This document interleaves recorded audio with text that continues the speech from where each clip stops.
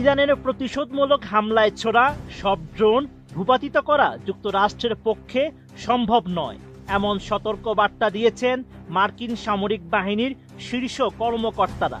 গোপন বৈঠকে আইন প্রণেতাদের তারা জানিয়েছেন, অধিকাংশ ড্রোন প্রতিহত করা গেলেও পুরো হামলা ঠেকানো কঠিন।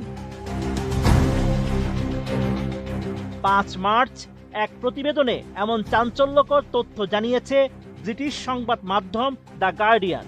এতে বলা হয়েছে, যুক্তরাষ্ট্র ইসরায়েলের পাল্টা হামলায় ইরানের ছোড়া সব ড্রোন ভূপাতিত করা মার্কিন বাহিনীর পক্ষে সম্ভব নাও হতে পারে।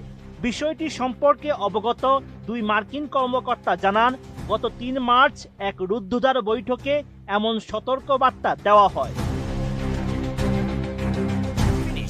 মার্কিন সামরিক বাহিনীর জয়েন্ট চিফস অব স্টাফের চেয়ারম্যান জেনারেল ডেন কেইনের নেতৃত্বে কর্মকর্তারা জানান, ইরান হাজার হাজার একমুখী আক্রমণাত্মক ড্রোন ব্যবহার করছে। এর বেশিরভাগ প্রতিহত করার সক্ষমতা যুক্তরাষ্ট্রের থাকলেও সবগুলো নামিয়ে আনা সম্ভব নাও হতে পারে।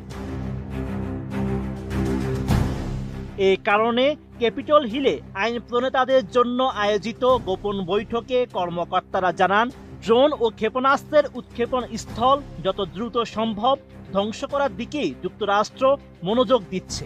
মূলত যুক্তরাষ্ট্রের হামলার জবাবে ইরান স্বল্প মূল্যের একমুখী আক্রমণাত্মক শাহেদ ড্রোন ব্যবহার করছে। নিচু দিয়ে ধীর গতিতে উঠতে পারায় এসব ড্রোন প্রচলিত আকাশ প্রতিরক্ষা ব্যবস্থাকে ব্যালিস্টিক ক্ষেপণাস্ত্রের তুলনায় বেশি ফাঁকি দিতে পারে বলে মনে করা হয়।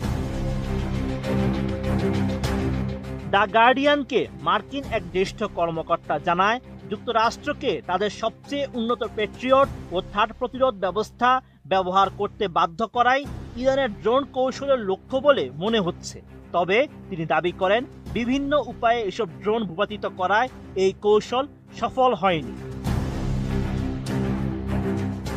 তবে কংগ্রেসের শীর্ষ ডেমোক্রেট সদস্যরা উদ্বেগ জানিয়েছেন, ইরানের ব্যালিস্টিক ক্ষেপণাস্ত্র প্রতিহত করতে গিয়ে যুক্তরাষ্ট্র দ্রুত ইন্টারসেপ্টর ক্ষেপণাস্ত্র ব্যয় করছে। বিষয়টি নিয়ে কেইন নিজেও উদ্বেগের কথা স্বীকার করেছেন, যদিও প্রকাশ্যে তিনি মজুদ অস্ত্রের বিষয়ে আত্মবিশ্বাস প্রকাশ করেন। Sheikh Farid, ATN news.